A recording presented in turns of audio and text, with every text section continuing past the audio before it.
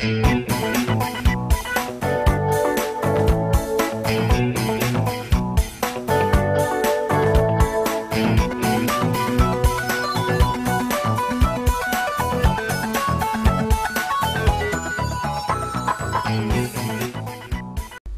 Côte d'Ivoire est indépendante depuis plus d'un demi-siècle.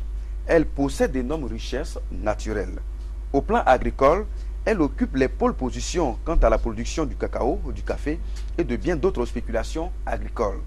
Malgré ces richesses de notre pays, l'on constate malheureusement une paupérisation grandissante de la population et surtout le chômage galopant de notre jeunesse, future actrice du développement de notre pays. Alors, l'on se pose à juste raison la question de savoir ce qu'il est possible de faire pour tant de frères et sœurs malades et nécessiteux qui attendent de l'aide, tant de chômeurs qui attendent du travail. Bien malin qui pourrait répondre. Et pourtant, je peux vous affirmer que ces interrogations trouvent des réponses adéquates dans votre magazine Ivoire Agrothérapie, qui braque aujourd'hui ses projecteurs sur les énormes potentialités d'alimentation, de santé et d'emploi qu'offre notre agriculture à travers l'agrothérapie. Pour mieux comprendre de quoi il s'agit, sachez, chers téléspectateurs, qu'un Ivoirien est le premier chercheur scientifique à défier toutes les maladies naturelles avec une proposition thérapeutique inédite, l'agrothérapie.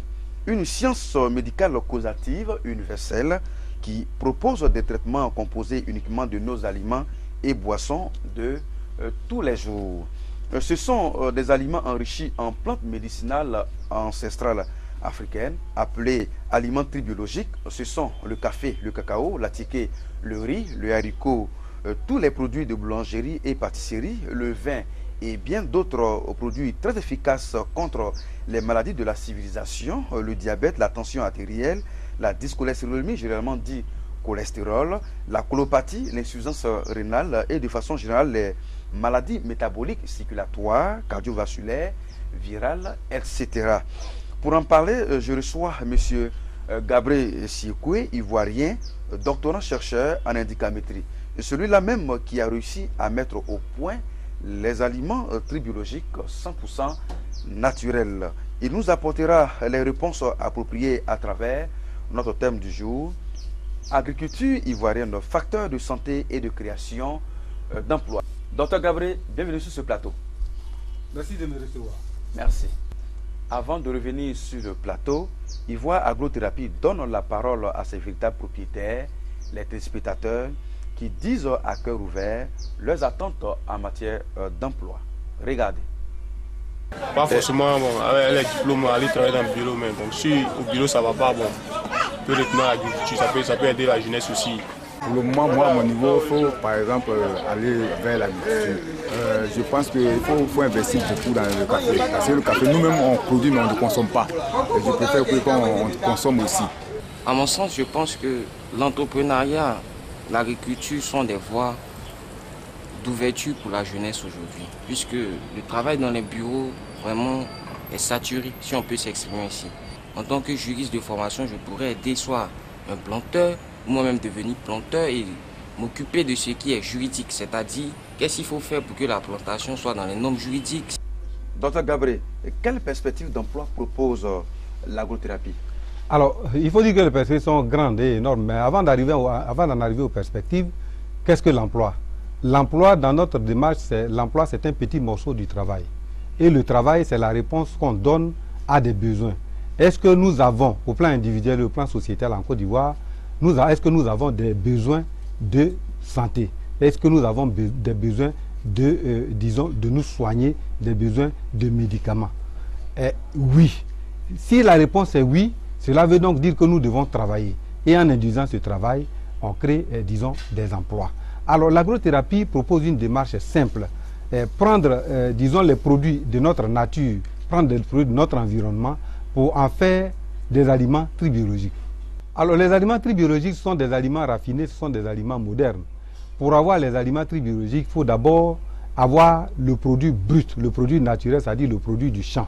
Et donc il faut des gens pour travailler la terre. Ça c'est le développement de l'agriculture. En plus du café et du cacao que nous connaissons, nous allons, disons, développer la culture du gingembre, la culture du haricot, la culture du manioc, la culture de la carotte, la culture du champignon. Parce que ce sont ces produits-là, ces végétaux que nous prenons pour enrichir les différents éléments que nous retrouvons de façon moderne sur notre table. Donc, développement agricole.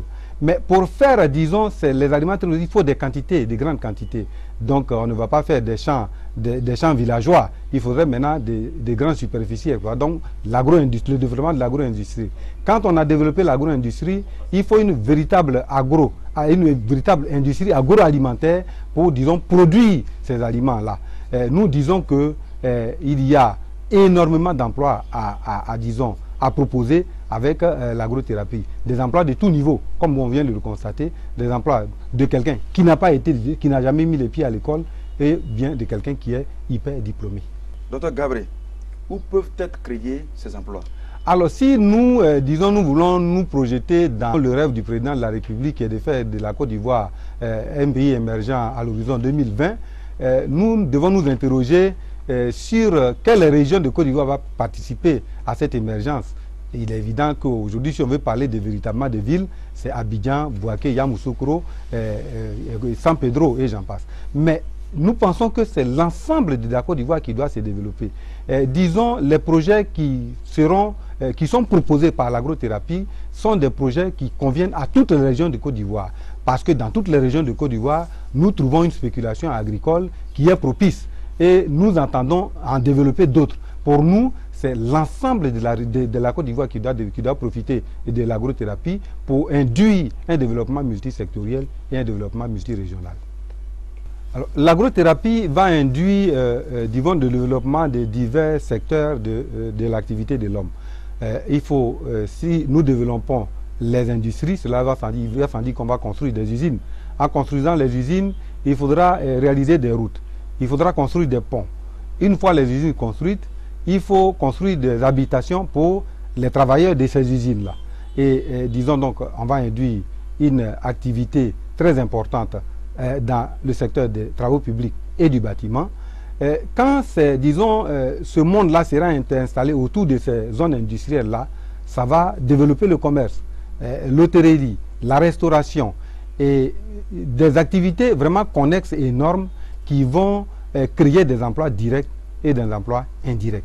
Donc l'agrothérapie concerne l'ensemble des activités de la vie de l'homme. Peut-on avoir une idée de la quantité et de la qualité de ces emplois? Alors, on va prendre un exemple simple. Si on prend une usine de torréfaction de café qui emploie 50 personnes par, disons, en 8 heures, si l'usine tourne 24 heures sur 24, ça va donc faire 3 équipes de 50 personnes. Ça va faire donc 150 personnes que cette usine va employer. Mais pour qu'une personne employée à l'usine, embauchée, puisse être productive, il faut 100 emplois au moins en amont, emplois directs comme emplois indirects. Quelles peuvent être les retombées pour le budget de l'État ivoirien, docteur?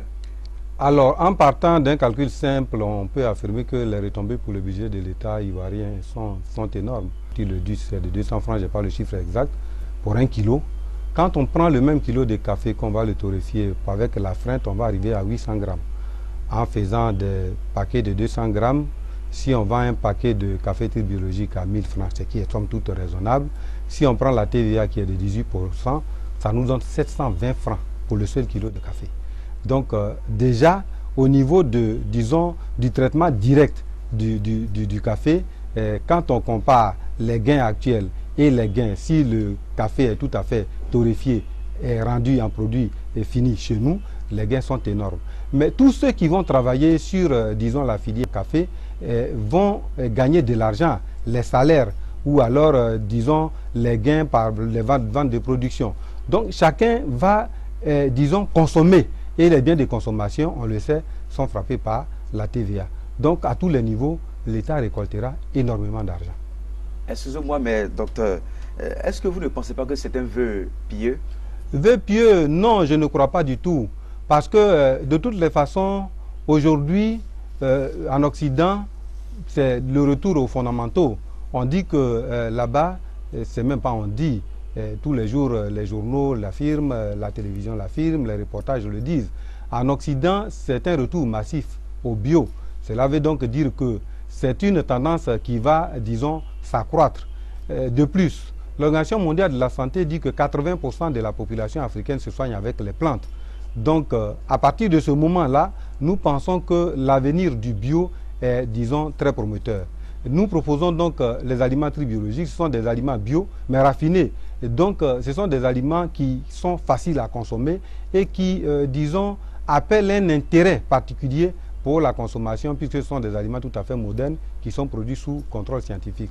Non, l'agrothérapie va induire un véritable développement si tant est que chacun prend conscience qu'à son niveau personnel et au niveau de la société, nous pouvons véritablement apporter quelque chose pour nous-mêmes et pour l'ensemble de la population ivoirienne.